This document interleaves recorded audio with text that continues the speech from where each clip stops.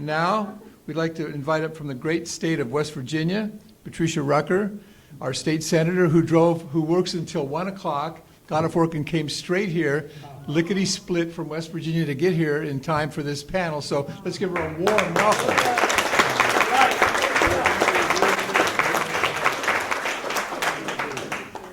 Yes, I was going to start off by apologizing for being late, but I promise I drove as carefully but quickly as I could. Anyways, thank you very much for having this. I really prefer you guys asking me questions, but I'll just very quickly tell you, I mean, what's the point if we don't have an honest election? Why even bother? Why even bother showing up?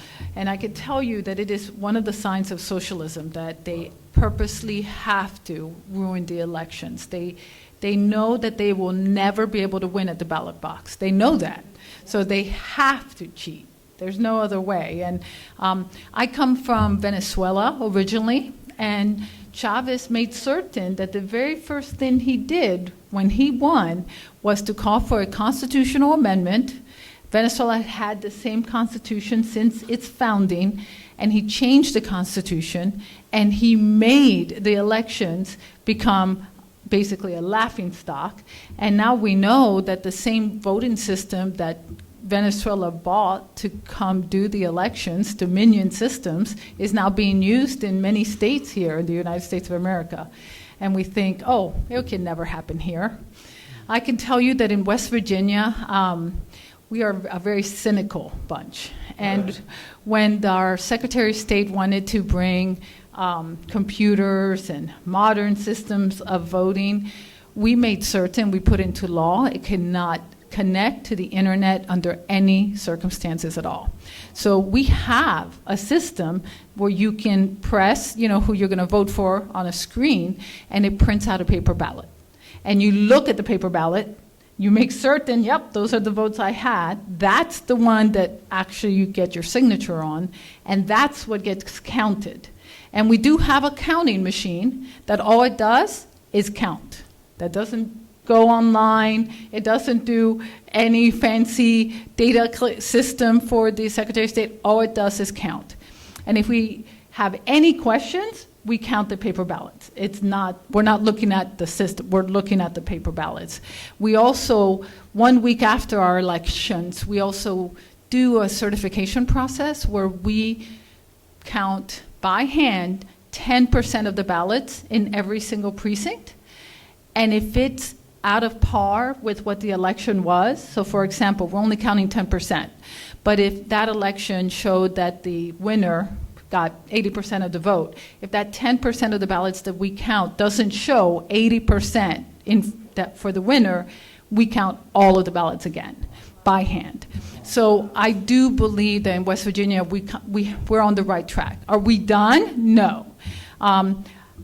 We did insist on voter ID, but I can tell you it doesn't have to have a photo. Like, that's ridiculous. So we want to push for it to be a photo voter ID. Not a fishing license, sorry. Like, it's got to have your picture on it. And the other thing that we were not able to do yet, so we allow for automatic registration to vote when you go to the DMV to get your license. And I don't believe in automatic registration. I had to work hard to get my citizenship. It took 13 years. I had to put in my paperwork, I had to fill the deadlines, I had to pass the citizenship test, I had to earn my right to vote. Under no circumstances should we just say, oh, you're a living, breathing human being, sure, go ahead and vote. There should be at least a teeny tiny bit of skin in the game, and filling out a simple piece of paper that has boxes is not too much to ask. People should want to vote. They should actually actively work to vote. And not that I want to make it,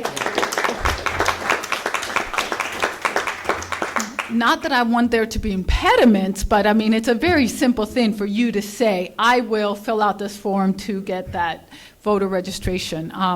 So just briefly letting you guys know, this is a very important question. I love the Election Integrity Project, and they have done an excellent job. I've been to many of their presentations, and one of the things that they do for us legislators, which I think is priceless, they come to us with an assessment of our system and with suggestions on how to improve it, and they make it super duper easy. So I want to thank them for that. So anyways, I will stop now so you guys have plenty of time to ask us questions.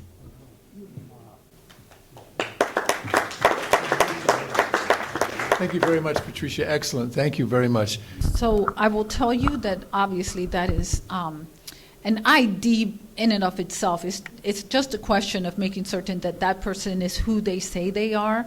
I don't necessarily have a problem with illegals having an ID because I want to know who they are and that they are who they say they are.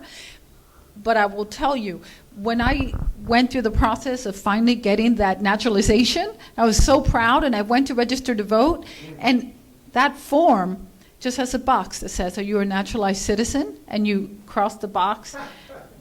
It never asked to see my certification. It never questioned. It just assumes you're going to say the truth. Wow. So just like I can't do that when I pay taxes or when I open a bank account. There should be, here is proof that I am a naturalized citizen. Here is proof that I am an American citizen. Of course, we can't even get photo ID in some states, but that's really where we need to go, making certain that you are actually having the right to vote. The ID. Yes, but it shouldn't be based on whether you just have an ID. Like I said, voting should not be given to anyone who's just a living, breathing person. Are you a citizen? It should be an integral part. And you can get a license whether you are a citizen or not. The license is about whether you can drive. Right. If we really want to have honest elections, we need to have a certification that you actually are an American citizen. So an issue with this fixation with photo ID, when 70% of the ballots are cast not in person, I see voter ID as a red herring that the left so brilliantly threw our way and just watched us fight about photo ID, photo ID, photo ID. Meanwhile, they're over here chuckling, saying, it doesn't matter. Photo ID isn't going to make a hill of beans of difference. If we, I have an unpopular opinion that voting should be difficult. It should be hard. There should be barriers and barricades and obstacles, and you should crawl over broken glass to satisfy them and be willing to do it. No different than getting a degree or a license or a wife. Mark Twain said if it made any difference, they wouldn't let us do it. We had, talking about one day and whether or not we can have election day, we just had a $1.73 billion lottery. And guess what? I knew at 10 o'clock who won it. It wasn't me. And we should have a holiday. Right. So that everybody can vote and there's no reason not to. From your experience, do you feel the Republican National Committee, Senatorial Committee, and the Congressional Committee are doing their part, and if so, and the state party, on these issues, and do you think what they're doing is effective or not? Thank you. Just speaking for myself, that's a big no. Right on. Real quick, to just add to that, they're scared of being called names. They're literally scared that someone's going to call them a racist or, you don't like, because you're doing it. And it's the most stupid thing in the world. And one of the things that gets to me, just like when we push for education reform, they're going to call you names even if you do nothing. Right. So why are you worried about it? Just do the right thing. Yeah. So, the thing that I like to share and support is exactly what the Congresswoman, the Senator was saying, from West Virginia, that she's supporting photo ID for both. And you know why that's great? Because let me tell you one thing. I have been living in Virginia for a long time. You have a problem with that. You have a problem when we talk about the documentation, right documentation to vote here in to vote and work in Virginia. Do you know that in Virginia we have more than 2 million people working illegally? And John King, let me tell you one thing, support that. I'm totally in disagreement with that with John King because he's supposed to stand up and say, I'm going to do something about it. Because it is not right. It is not right to support 2 million people and support slavery again in this country with undocumented workers for more than 2 million. It's a huge number of people working. And at the same time voting. At the same time voting because they give right to them to get driver's license and everything. And they are doing a serious damage to legal citizens here that they are totally ignored. The same thing that I have been talking with all of you. Oh, I'm sorry, Lee. Go ahead. I have a very short question, but do you think lack of term limits is one of the things that allows all this to happen? I'll take a stab at that by saying I don't think that's the problem. Term limits can, obviously help us change the people representing us, but I honestly feel that term limits also creates other problems. And in terms of why is it that the elected officials don't want to change these things? I mean, we already mentioned some of them are scared of being called names. Some of them are actually feel like, well, I got elected, so it's working. Why change it, right?